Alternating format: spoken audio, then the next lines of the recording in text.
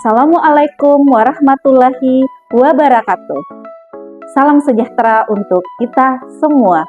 Perkenalkan, saya Supartina Hakim, SFT Fisio MSK. Saya merupakan dosen program studi Sarjana Terapan Fisioterapi Poltekkes Kemenkes Makassar. Saat ini saya sedang mengikuti kegiatan sertifikasi dosen yang diselenggarakan oleh Kemendikti-Saintek. Video pembelajaran ini dibuat sebagai bagian dari pernyataan diri dosen dalam rangka unjuk kerja Tridharma Perguruan Tinggi yang biasa disebut PDD UKT PT. Pada pembelajaran kali ini saya akan menyampaikan salah satu mata kuliah yang saya ampuh, yaitu Fisioterapi Muskuloskeletal Non-Bedah Vertebra. Mata kuliah ini merupakan mata keahlian program studi Sarjana Terapan Fisioterapi dengan kode mata kuliah FT2147.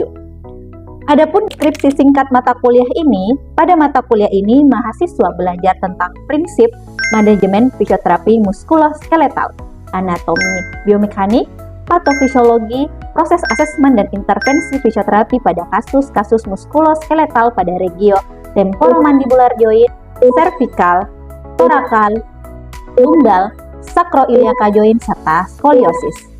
Adapun bobot SKS pada mata kuliah ini yaitu 2 SKS, di mana 1 SKS teori dan 1 SKS praktek pada periode 2025-2026. Proses pembelajaran dilakukan sebanyak 16 kali pertemuan.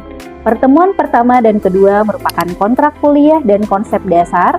12 pertemuan dilakukan pemberian materi dan praktikum secara langsung, dan 2 pertemuan untuk ujian tengah semester dan ujian akhir semester. Mata kuliah ini berkontribusi langsung terhadap CPL program studi yang mencakup 1 capaian pembelajaran sikap, 1 capaian pembelajaran pengetahuan, 1 capaian pembelajaran kemampuan umum, dan 3 capaian pembelajaran kemampuan khusus. Untuk mencapai capaian pembelajaran lulusan, adapun capaian pembelajaran mata kuliah atau CPMK pada mata kuliah ini terdiri dari 6 CPMK. Yang pertama, mahasiswa mampu menunjukkan sikap bertanggung jawab. Yang kedua, mahasiswa mampu bekerja dan memiliki kompetensi kerja sebagai fisioterapis. Yang ketiga, mahasiswa mampu menguasai konsep teoritis. Yang keempat, mahasiswa mampu menerapkan ilmunya. Yang kelima, mahasiswa mampu menyelesaikan masalah gerak dan fungsi. Dan yang terakhir, mahasiswa mampu menerapkan dan mendesain secara spesifik proses fisioterapi. Untuk tercapainya CPMK tersebut, adapun sub CPMK pada mata kuliah ini yaitu mahasiswa mampu menjelaskan prinsip manajemen fisioterapi muskuloskeletal non-bedah vertebra, mampu merancang membuat proses fisioterapi pada kasus muskuloskeletal regio temporomandibular joint, kemudian regio servikal, regio torakal, regio lumbal, regio sakroiliaka joint dan pelvic, serta mampu merancang dan membuat proses fisioterapi pada perubahan postur atau skoliosis. Metode pembelajaran dalam mata kuliah ini terdiri dari 3, delivery, interaction, dan assessment. Untuk delivery, penyampaian materi atau pembelajaran dilakukan secara sinkronus dan asinkronus. Pembelajaran sinkronus disampaikan pada saat penyampaian materi secara tatap muka dan melakukan praktek secara langsung. Sedangkan pembelajaran asinkronus dilakukan melalui sistem e-learning Siakat Poltekkes Kemenkes Makassar yang dapat diakses oleh mahasiswa untuk mengunduh materi pembelajaran maupun mengunggah penugasan.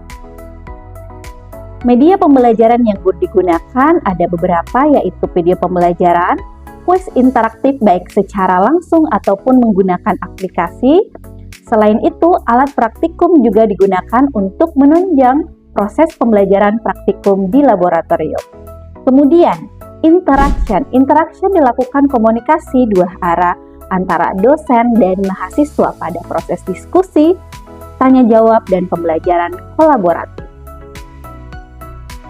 Terakhir selanjutnya yaitu asesmen dan sistem penilaian. Asesmen dilakukan melalui dua cara, yaitu asesmen formatif dan sumatif. Asesmen sumatif dilakukan dengan ujian tengah semester dan ujian akhir semester. Sedangkan asesmen formatif dilakukan pada saat proses pembelajaran, yaitu penilaian sikap, penilaian absensi, dan penugasan. Model pembelajaran pada mata kuliah ini dilakukan dengan experiential learning dan project-based learning, dilakukan dengan pemberian ceramah secara interaktif, demonstrasi praktikum, dan praktikum secara langsung. Penilaian capaian pembelajaran dilakukan berdasarkan pedoman Akademi Poltekkes Kemenkes Makassar dengan komposisi sebagai berikut. Tugas mandiri sebesar 20%, ujian tengah semester sebesar 30%, ujian akhir semester sebesar 30%, soft skill sebesar 10%, dan sikap dan etika sebesar 10%. Adapun referensi yang digunakan pada mata kuliah ini adalah fisioterapi pada muskuloskeletal kondisi, kemudian esensial muskuloskeletal disorder dan pain rehabilitasi, serta buku penunjang lainnya yang telah kami terbitkan bersama dosen lainnya, yaitu terkait dasar biomekanik, kemudian peran fisioterapi dalam pemulihan gangguan muskuloskeletal. Selain buku referensi, terdapat juga beberapa jurnal bereputasi yang telah kami terbitkan di beberapa jurnal terkait dengan mata kuliah ini yang memiliki nilai kebaharuan agar mahasiswa tetap memiliki pengetahuan terkini. Berikut adalah video pembelajaran mata kuliah fisioterapi muskuloskeletal non-bedah vertebra dengan materi pertemuan ke-10, yaitu manajemen fisioterapi pada kasus low back pain non-spesifik. Mari kita simak bersama-sama. Oke, Assalamualaikum warahmatullahi wabarakatuh. Waalaikumsalam warahmatullahi wabarakatuh. Dan selamat pagi semuanya. Pagi, Bu. Nah, bagaimana kabarnya hari ini? Alhamdulillah baik-baik. Kita lanjutkan ya pertemuan minggu lalu. Jadi untuk mata kuliah muskuloskeletal non-bedah vertebra ini sudah masuk ke pertemuan ke-10. Jadi kita masuk pada regio lumbal. Jadi sebelumnya kita sudah regio cervical, temporomandibular, torakal. Hari ini kita masuk ke regio lumbal yang mana salah satu case yang ada pada regio lumbal itu adalah low back pain non-spesifik yang cukup banyak akan ditemukan di klinik ataupun di rumah sakit nantinya. Jadi makanya kasus ini cukup signifikan untuk dibahas. Jadi hari ini mata kuliah kita atau materi yang akan dibahas yaitu manajemen fisioterapi pada low back pain non-spesifik. Oke, sebelum kita masuk ke tujuan pembelajaran hari ini, kita mungkin bisa melihat overview kita hari ini. Ini beberapa video yang menggambarkan terkait low back pain non-spesifik. Saya kasihkan suaranya. During most of the last 2,000 years, we hunted for food and we tended crops. Oke, video ini menggambarkan bagaimana orang-orang dulu itu lebih banyak movement dibandingkan orang-orang sekarang yang lebih banyak duduk dalam melakukan aktivitas sehari-hari. Sehingga akhirnya kenapa kasus ini lebih banyak terjadi di masyarakat kita saat ini. Oke, nah setelah melihat video ini, kalau lihat gambar ini, siapa nih yang sering di posisi seperti ini? Mungkin dari semua sini ya, sering ya di posisi ini. Kemudian seberapa sering sih kita di posisi ini? Tentunya sering sekali, apalagi adik-adik mahasiswa ini yang duduk dari pagi sampai sore kuliah. Jadi pastinya sitting dalam jangka waktu yang lama itu cukup lama ya, hampir 8 jam setiap harinya gitu. Kemudian menurut adik-adik ini, kalau kalian lihat gambar ini, apa sih masalah muskuloskeletal yang mungkin bisa terjadi pada vertebra? Mungkin ada yang bisa menggambarkan? Oke, mungkin Jihan ya. Iya. Oke.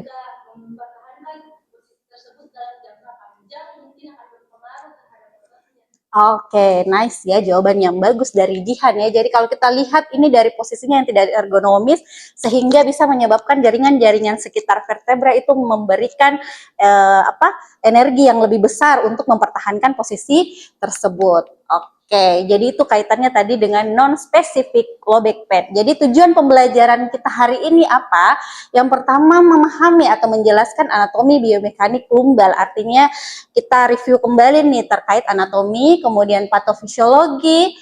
Nah, ini yang paling penting, bagaimana manajemen penata laksanaan fisioterapi untuk low back pain non-spesifik. Pastinya yang pertama memahami prosedur asesmennya, yang dilakukan pada kasus-kasus regiolumbal, khususnya pada kasus non-spesifik low back pain. Kemudian bagaimana kita mendiagnosanya.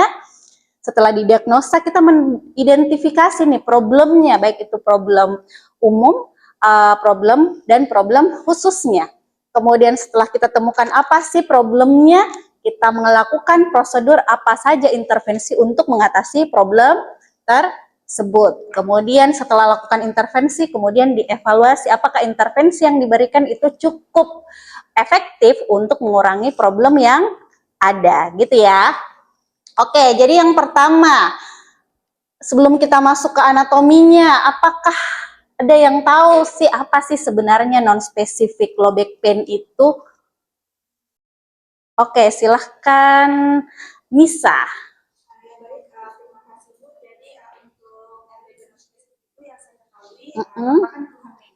Ya.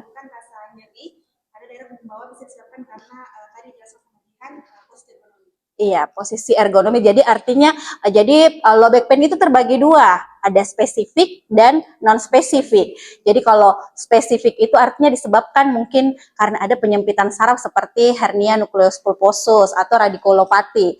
Jadi penyebabnya diketahui, sedangkan kalau non spesifik seperti yang dijelaskan Nisa, itu penyebabnya tidak diketahui karena bisa disebabkan oleh postur kah, atau posisi-posisi yang tadi kita lihat di awal tadi, overview materinya, gitu ya, paham ya? Paham, oke. Jadi ini dijelaskan seperti yang saya jelaskan tadi, bahwa kebanyakan orang atau masyarakat kita itu menderita non-spesifik lebih besar. Jadi ada 90 case yang menderita non-spesifik daripada kondisi spesifik low back pain. Gitu. Oke, ini epidemiologinya sama dengan yang tadi. Kemudian penyebab dan faktor risikonya terbagi tiga, ada secara individu, artinya dari individu, klinikal, dan occupational mechanical faktor. Oke, kemudian ini gambaran anatominya. Nah, ini kita review saja kembali. Kemudian kontrol muskular berkaitan dengan otot-otot di sekitar lumbal itu sendiri, baik otot core-nya ataupun otot lokal muscle-nya ya. Biomekaniknya, kemudian patofisiologinya. Patofisiologinya ada beberapa, ada mechanical pain yang disebabkan oleh stress atau strain dari struktur baik itu diskus, ligamen atau muscle seperti yang tadi, gambar yang tadi dan video yang tadi. Kemudian bisa disebabkan juga oleh radicular pain kalau kita berbicara spesifik back pain. Kemudian kita bisa lihat nih bagaimana sih posisi yang tadi di awal menyebabkan patofisiologi pada low back pain. Nah, kita bisa lihat nih pada saat kita duduk yang lama apa sih yang terjadi pada ototnya gitu ya. Nah, jadi ada otot yang melakukan pemanjangan, ada otot yang memendek sehingga terjadi muscle imbalance pada posisi dalam jangka waktu yang lama. Nah, jadi ini prolong inti menyebabkan tightness pada iliopsoas, kemudian kelemahan pada gluteus maximus. Nah, jadi ketidakseimbangan kerja otot, ada yang mengalami pemendekan dan mengalami kelemahan. Itu untuk muscle-nya. Kemudian untuk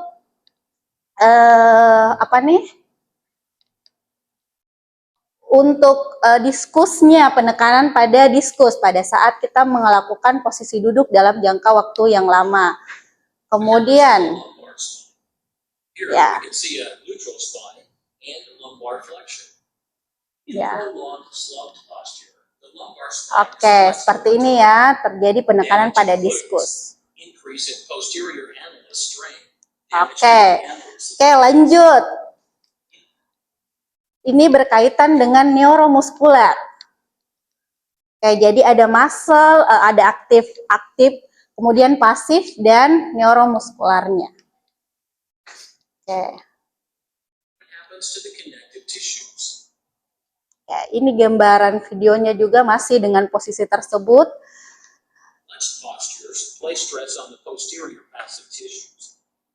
Oke. Jadi ketika terjadi loading atau perpanjangan dari posterior spinal ligament, ini mengakibatkan mechanical dan sensori dari ligamen itu mengalami mikrotrauma. Dengan adanya mikrotrauma inilah bisa mengakibatkan penurunan neuromuskular kontrol, yang mana hal inilah juga menjadi salah satu penyebab low back pain non-spesifik. Jadi dilihat dari patofisiologinya, kita bisa melihat ternyata terjadinya low back pain non-spesifik itu bisa diakibatkan dari kegagalan kestabilan dari sistem kontrol subsistem, aktif subsistem, dan pasif subsistem. Contohnya aktif tadi berarti kita berbicara apa? Kalau aktif berarti aktif apa? Muscle kah, ligamen kah, atau apa? Kalau aktif subsistem apa? Muscle. Nah, kemudian pasif tadi yang kaitannya dengan ligamennya. Kemudian kontrol subsistem berarti neuromuskularnya. Jadi 3 stabilisasi sistem ini harus saling menopang satu sama lain. Jadi kalau ceritanya dia itu kalau apa tuh tongkat dengan 3 kaki, kalau hilang satu kakinya, artinya tongkat ini tidak bisa berjalan. Beginilah ya, tidak stabil. Jadi makanya tadi ada muscle imbalance yang mengakibatkan low back pain non-spesifik. Oke, itu gambarannya untuk low back pain non-spesifik, baik dari anatomi, biomekanik, patofisiologinya, kemudian ini klasifikasi kliniknya. Oke. Kemudian apa sih gambaran klinisnya? Apa nih yang dirasakan orang dengan low back pain non-spesifik? Ada nyeri, muscle spasme, dan lain sebagainya. Oke, kita masuk ke manajemen fisioterapi non-spesifik low back pain. Mungkin Gunawan boleh maju ke depan untuk kita bisa, supaya temannya bisa lihat praktek yang dilakukan. Silakan duduk di bed menghadap ke temannya. Oke, jadi yang pertama yang kita lakukan adalah asesmen atau pemeriksaan. Jadi yang pertama itu anamnesis. Yang pertama kita tanyakan keluhan utamanya apa. Itu keluhan utamanya apa? Nyeri pada pinggang bawah. Nah, ketika dia sudah tanya nyeri, kita tanya nyerinya hanya di sini kah? Atau dia menjalar ke kaki kah? Atau ke pantatnya? Kita tanya, Pak, nyerinya hanya di pinggangnya saja atau kadang-kadang berasa kesemutan ke bawah atau ke kakinya? Menjalar atau tidak? Tidak. Oh, tidak menjalar. Jadi kadangkala di sini kalau kita sudah dapat dari pasiennya dikatakan tidak menjalar, kita sudah bisa mengarah ke non-spesifik low back pain. Kemudian selanjutnya pemeriksaan fisik. Oke, silahkan Gunawan berdiri di sini. Kita perhatikan nih inspeksi statis. Inspeksi statis kita lihat posturnya, apakah dia ada lordosis kah, kiposis kah, atau asimetris kah. Dilihat pinggulnya kah, apakah ada terangkat satu atau tidak simetris antara kiri dan kanan. Kemudian selanjutnya dilakukan inspeksi dinamis, diminta dia berjalan. Silahkan Gunawan, jalan Gunawan. Oke, jadi kalau kita lihat dia berjalan, apakah dia seperti menahan sakit pada pinggangnya atau tampak seperti pincang menahan nyeri pada pinggangnya. Kemudian selanjutnya silakan berbaring Gunawan sini. Oke. Jadi beberapa pemeriksaan yang bisa kita lakukan, yaitu pemeriksaan fungsi gerak dasar. Oke, pemeriksaan fungsi gerak dasar. Dari gerakan aktif, diminta mengangkat kakinya, apakah ada nyeri atau tidak. Kemudian gerakan lumbalnya tadi ya, bisa dilakukan gerakan aktif, pasif, dan tes isometrik melawan tahanan. Kemudian kita yang paling penting biasa di non spesifik karena biasanya hanya kena pada daerah muscle-nya, yaitu palpasi untuk melihat apakah ada tenderness atau tidak. Oke, Gunawan boleh tengkurap. Jadi kita bisa melakukan palpasi pada daerah lumbal. Oke, kemudian kita tanyakan apakah ada nyeri atau tidak. Oke, mungkin iya, boleh naik ke sini. Bisa dipalpasi. Seperti bagaimana palpasinya, Pia? Kalau palpasi pada lumbal? Bandingkan antara kiri dan kanan. Oke, selanjutnya pemeriksaan spesifik ini yang paling penting. Ya, tetap di situ ya, supaya kita sama-sama lihat prakteknya. Gunawan, boleh terlentang balik badannya?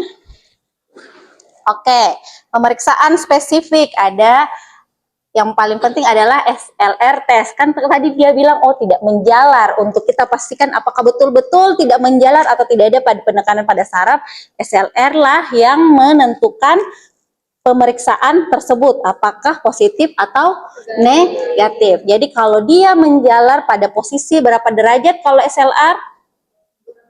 Kurang dari 70 derajat. Kalau dia kurang dari 70 derajat dia berasa ada menjalar, berarti itu mengarah ke spesifik low back pain. Kalau tidak ada menjalar berarti kita sudah yakin ini hanya non spesifik low back pain. Kemudian beberapa pemeriksaan spesifik lainnya. Jadi nanti kalian boleh lihat beberapa asesmen di video pembelajarannya, jadi kalian bisa praktekkan ya.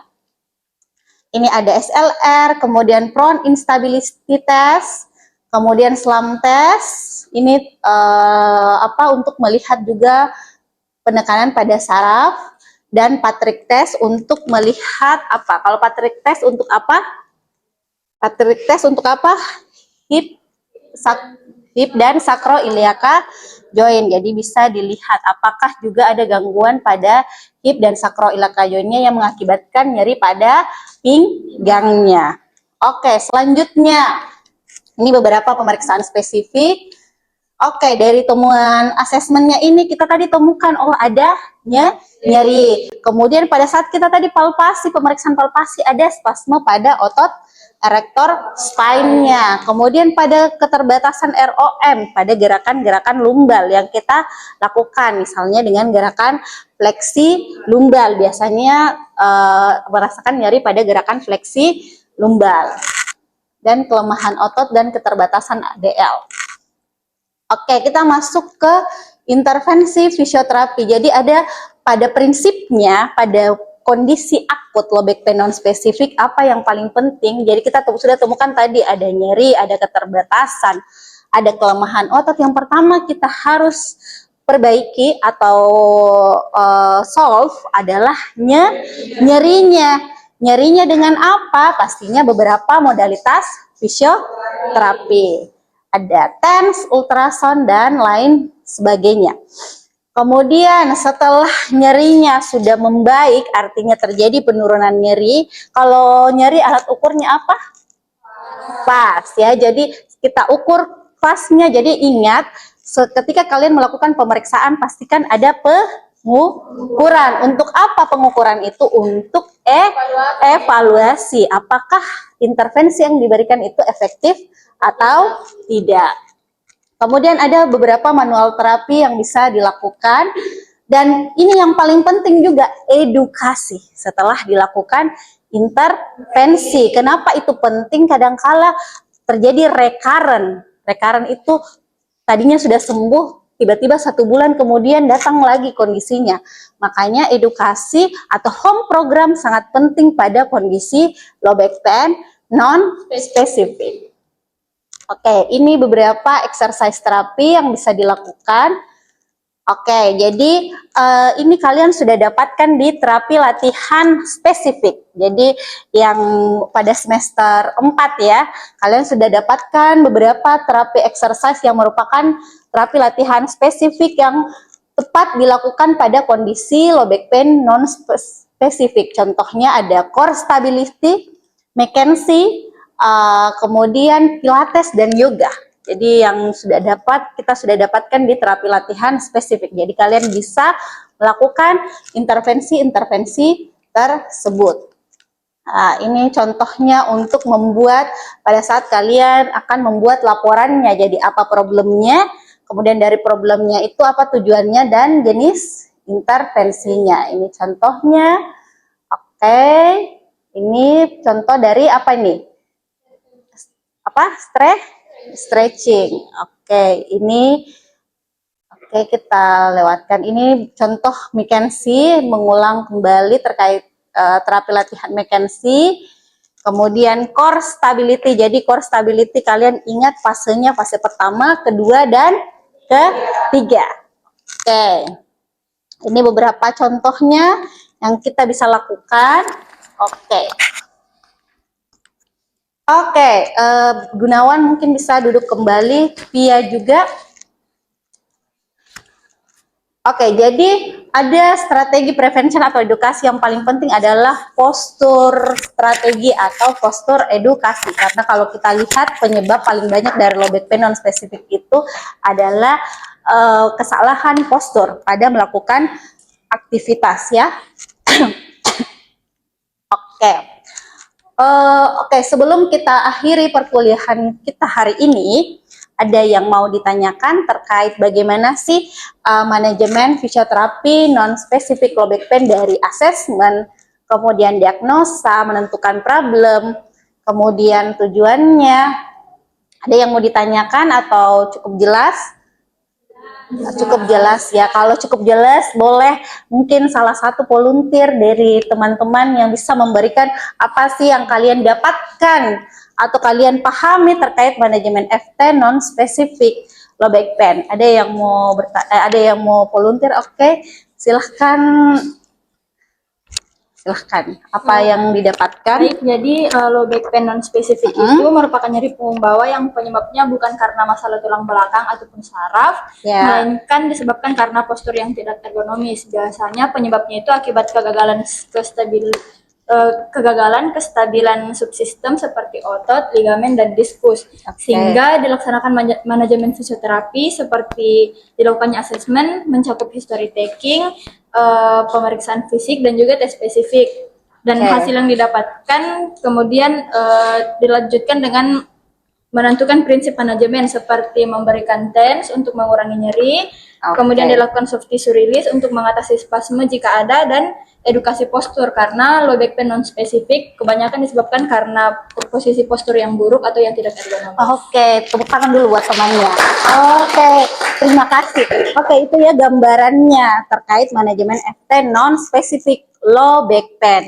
Jadi karena kita sudah di penghujung perkuliahan, kalian akan berpasang-pasangan untuk melakukan praktek manajemen FT non-spesifik low back pain setelah pertemuan teori kita hari ini. Dan jangan lupa silahkan dilihat modul praktikumnya di Siakat, di-download, kemudian kalian isi bersama, nanti berpasang-pasangan, silahkan memilih pasangannya masing-masing untuk melakukan praktek manajemen FT low back pain non-spesifik. Ada yang mau ditanyakan terkait tugasnya?